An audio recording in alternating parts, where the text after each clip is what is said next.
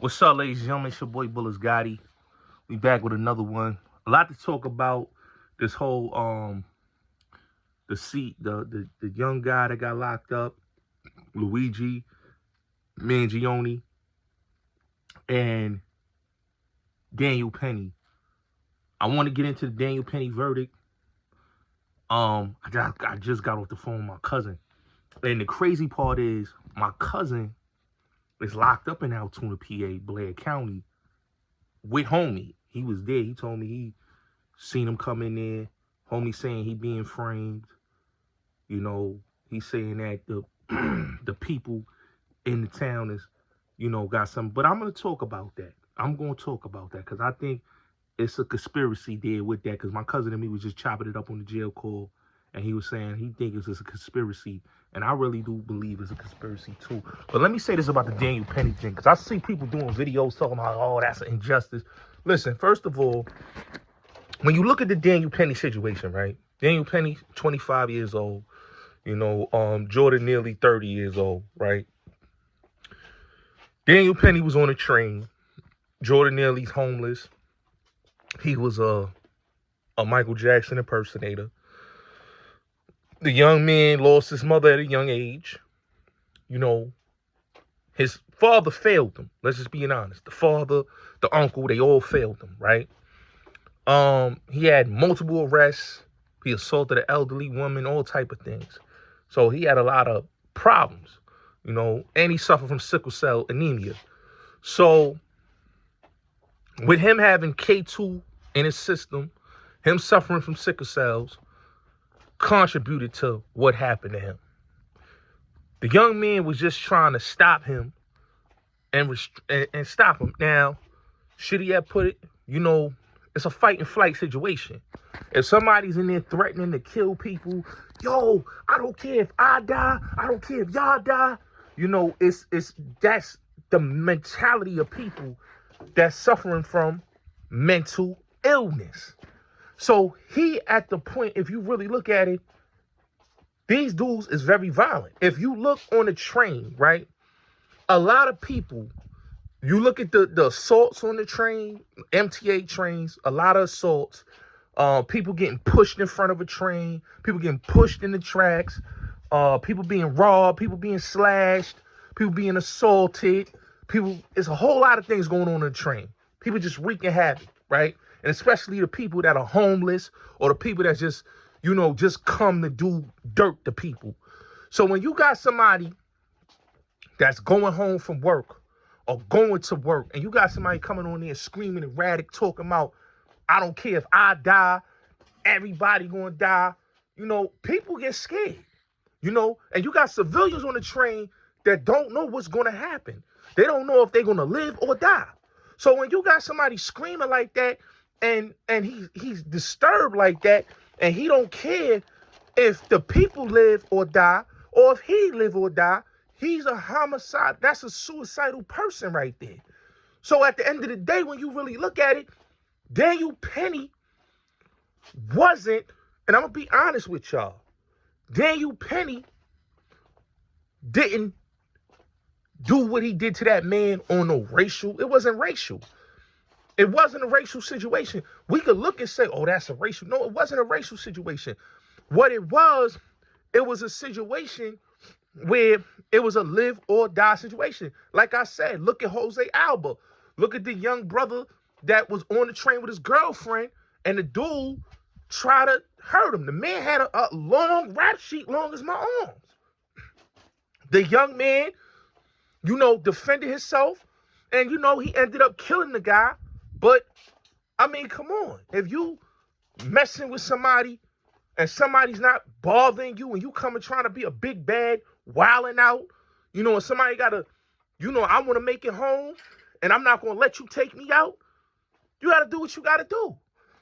And that's what happened with the Daniel Penny situation. Jose Alba, the other young man who was a black young man, that I think the guy was Hispanic, I'm not sure.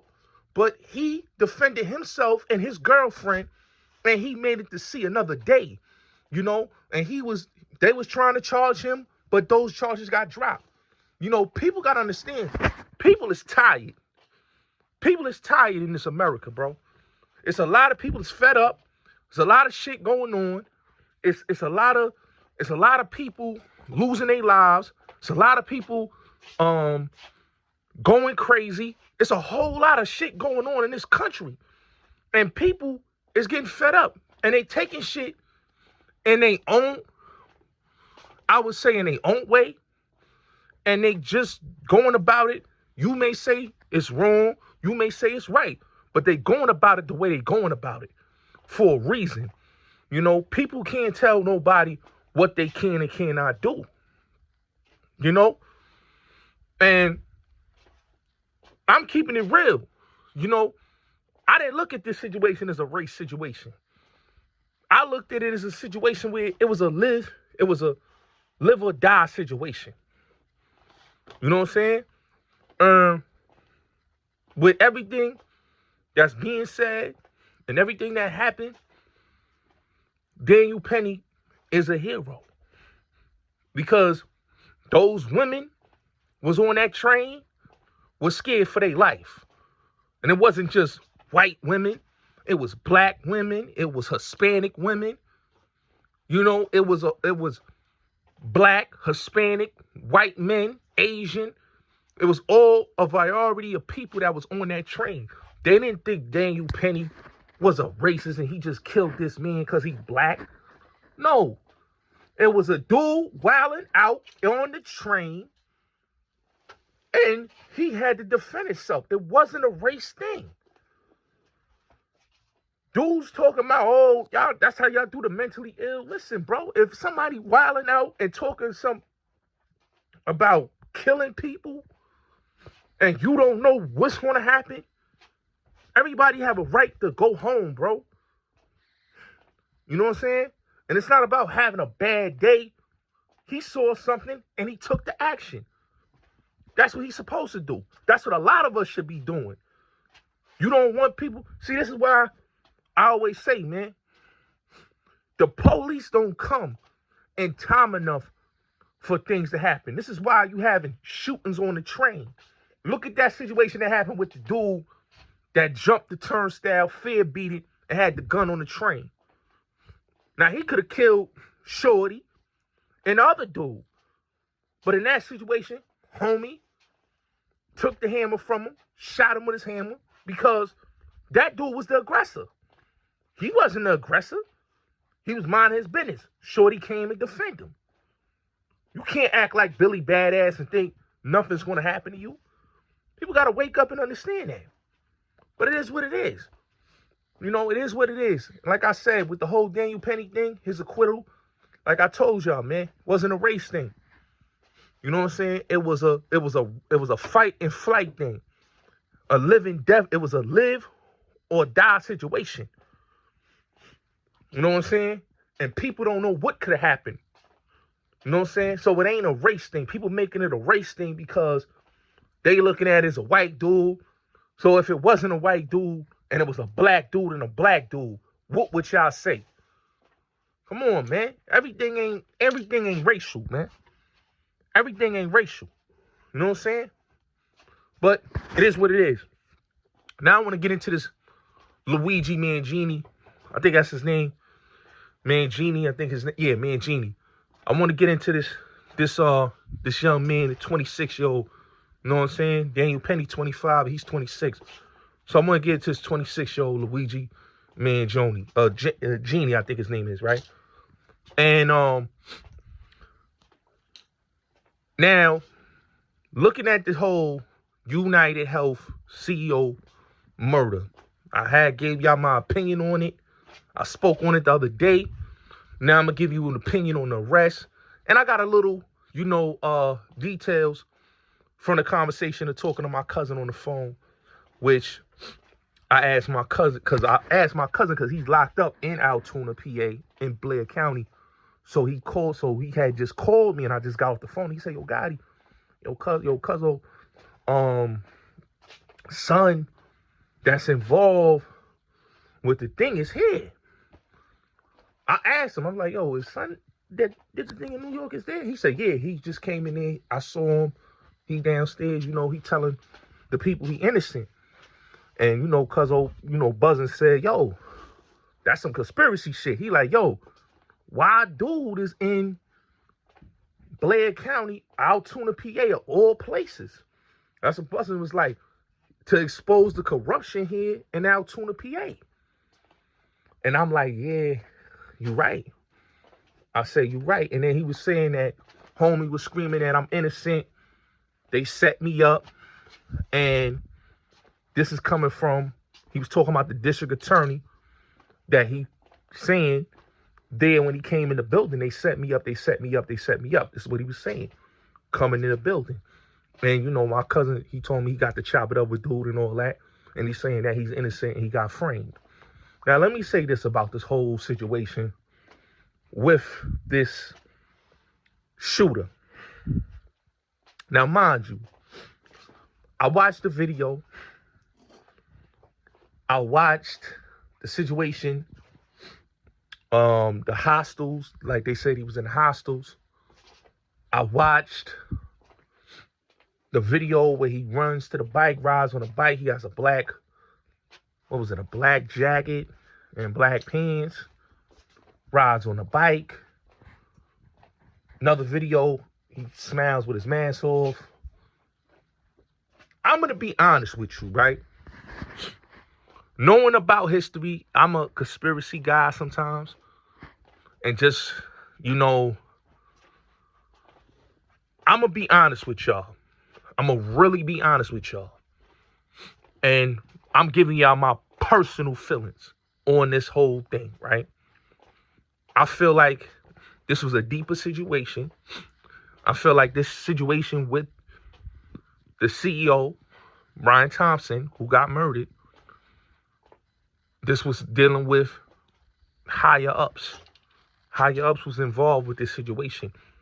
Now, this is the thing that I always say about the police and the federal government. Knowing the history of a lot of these type of cases, like murders or assassinations, a lot of times, if you see a lot of people are getting, cleared and they're getting their freedom years later, or they're getting vindicated because detectives, overzealous detectives or overzealous federal agents have done cases on people and framed them to make it seem like they did something.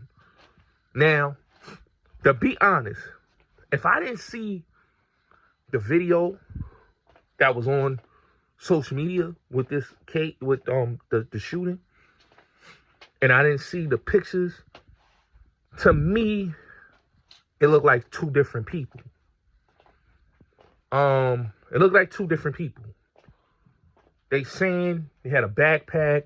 First, they saying they didn't have no fingerprints. It was smushed. They didn't find any gun. They had a book bag where it had Monopoly money and a Tommy Hilfiger jacket in the book bag. They said the person that did this, he went to, I think, a Starbucks, and he got water in a bar, a candy bar.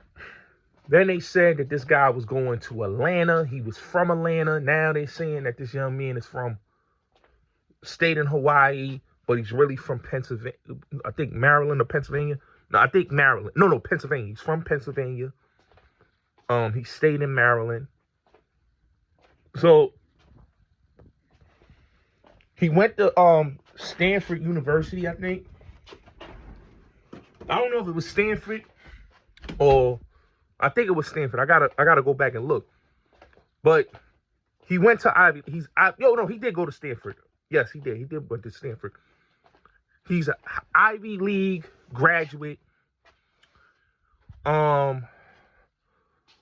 It's just the things with this video, and then looking at the history of just police and the government. To me, this thing is deeper than what people wanted to say, because this is how I look at cases like this, right, is that when you have a case, right, when people get murdered like that, especially an assassination, just look at James L. Ray for a perfect example, right? James L. Ray was a guy that was a bank robber. He had escaped from prison. He was really a guy that basically, he wasn't a, what you would call a day of a jackal type of person, right? Just look at his characteristics in his story. So when he had the interview with Dr. King's son, you know, the family did not believe, and still to this day did not believe, he was the killer of their father. Because a lot of the shit didn't sit right and it didn't look right. And they just picked this man here to be a patsy.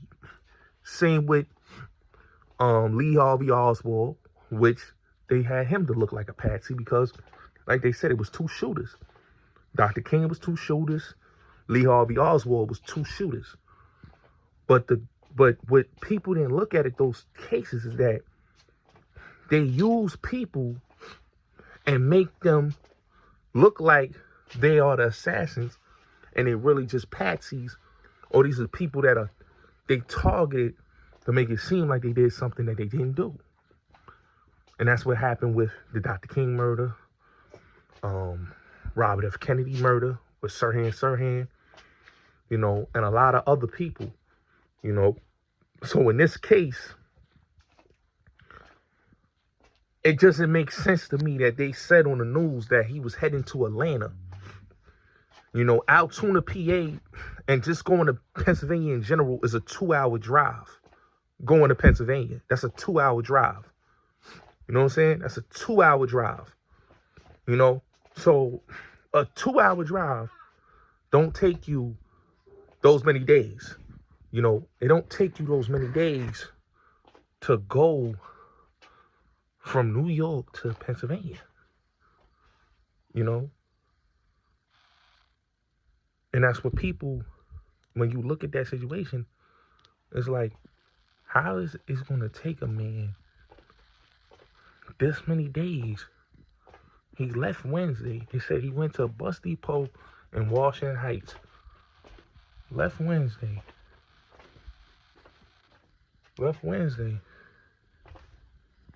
And then goes on a bus. They had no pictures of him going on this bus to Washington Heights. You know, how does the thing, that's why I always say these things be sounding kind of fishy. Because they said the fingerprints was smushed. They couldn't figure out the fingerprints. They didn't have no clear evidence of the fingerprints. They didn't know who this person was. They didn't recognize him. Nobody recognized him.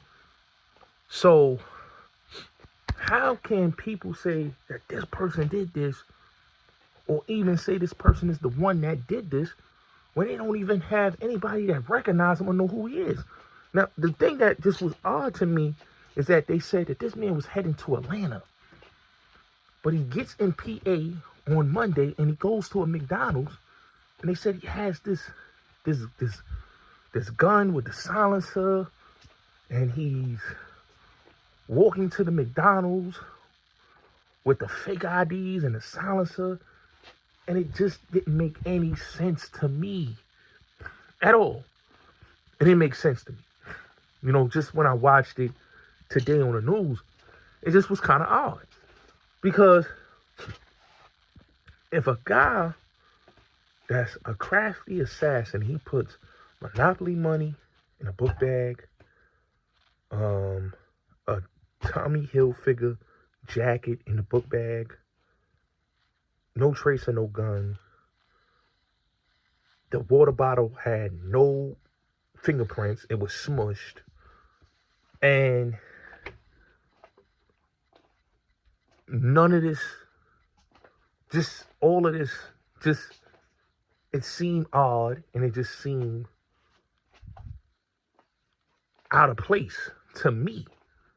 It just didn't seem real.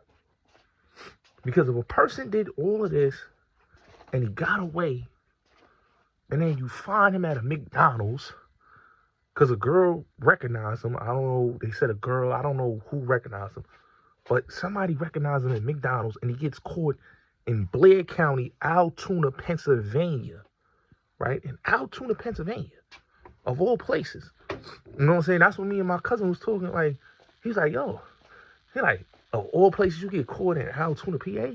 He said, yo, son, they trying to expose the corruption here because really and truly, how you get caught there? When they said he was going to Atlanta, how do you get caught in Altoona, Pennsylvania when you was heading to Atlanta, Georgia? That didn't seem, to me, it just didn't seem real. Just didn't seem real, and it just doesn't seem logical. You know what I'm saying? And I just know that when you watch the media and you watch a lot of things and you see a lot of things and you just understand what goes on in the world, you know, this can be a patsy situation. This can be that the guy who really did it is going in the wind and we'll never know. And this guy, they just wanted to pick a guy that maybe resembles the guy and say he did it. Because it just baffles me and bewilders me that somebody that did a crime like that would be in Altoona, PA, of all places, and landed there, they said it Monday, in Altoona, Pennsylvania, and he left on a bus in Washington Heights and went to, they said he was going to Atlanta, Georgia. Altoona, PA and Atlanta, Georgia is not the same place. And he was supposedly from Atlanta, Georgia. So how it goes from him being from Atlanta, Georgia, to him being from Pennsylvania?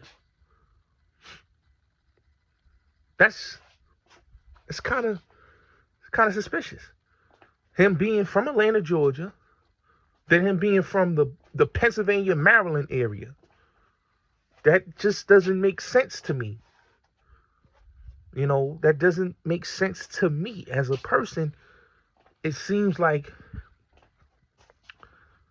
they just wanted to get somebody out the way, and they wanted to pick somebody that maybe fit the bill or the description and say, oh, this is the guy that did it. To me, looking at that video, the guy that did it had military training, knew how to work firearms, and was not the description of the guy that they saying that did it. Description of the guy that was in the video, it was two different, it looked like two different people. It looked like two different people. If you watch the video closely, it doesn't look like the same person. It looks like two different people. So, hey, it is what it is. It's seeing is believing. In the day and age that we are in, you can't believe everything you watch on TV. Can't believe everything, because I've learned from history, you know, people are patsies. People can be framed for things that they don't do.